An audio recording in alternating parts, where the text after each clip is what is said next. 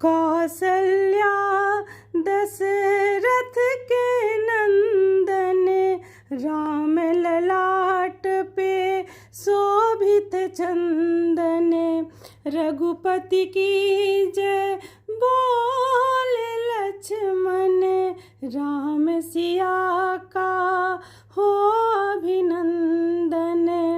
अंजनी पुत्र पड़े हैं चरण में, राम सिया जपते तन मन में। मंगल भवन अमंगल हारी, द्रवहु सुदशरथ अजिर बिहारी। राम सिया राम जय जय राम, राम सिया राम जय जय राम। आज है राम नवमी और राम नवमी को सबको हार्दिक शुभकामनाएं हैं। और राम नवमी के दिन हनुमान जी की पूजा की जाती है, क्योंकि हनुमान जी भगवान श्री राम के सबसे अनन्य भक्त हैं। और हनुमान जी की पूजा करने से भी प्रभु श्री रामचंद्र जी भी प्रसन्न होते हैं।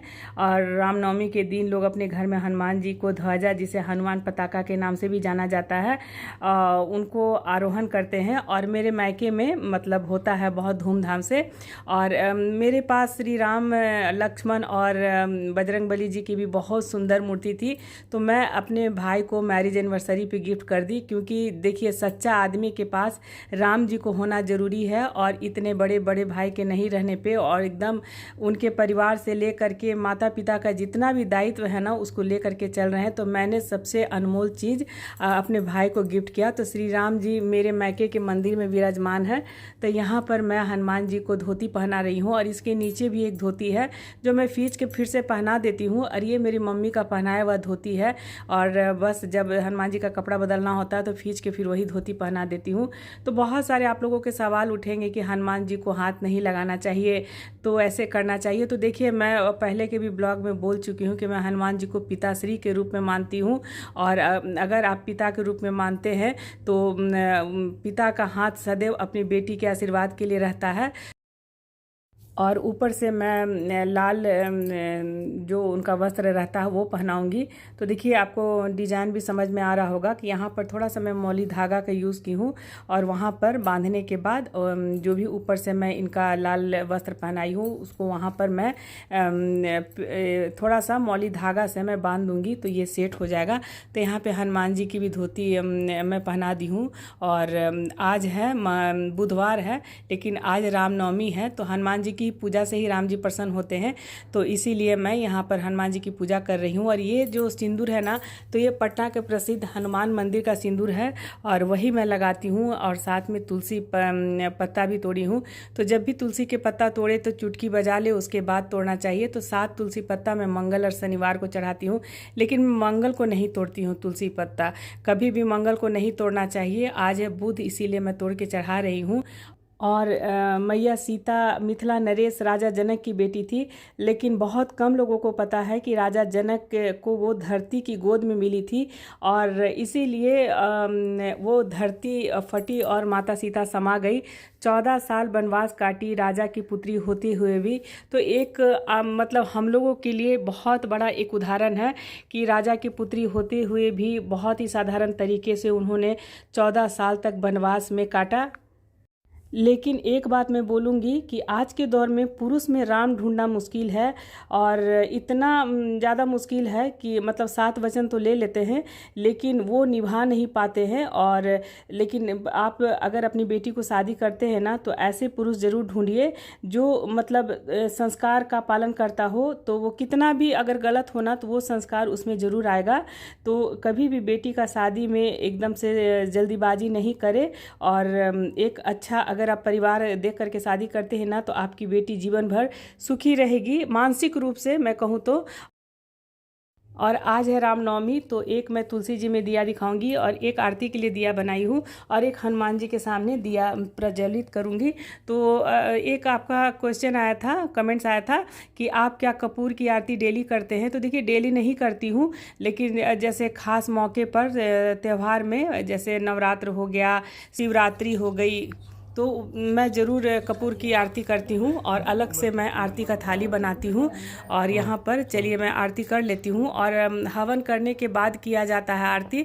9 दिन का अगर नवरात्रि की पूजा होती है तो सबसे पहले हवन, चाहे कोई भी पूजा में हवन के बाद ही आरती किया जाता है। तो ये सब माता पिता का सिखाया हुआ चीज़ है जो मैं शेयर करती हूँ। और इसमें कोई मतलब त्रुटि हो तो मुझे क्षमा कीजिएगा।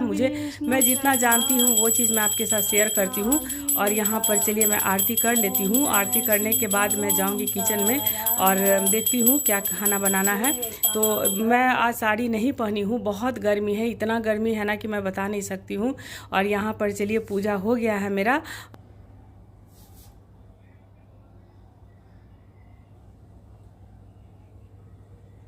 नारियल है तो अभी मैं फोड़ करके और बेटे को दूंगी और मैं भी खाऊंगी।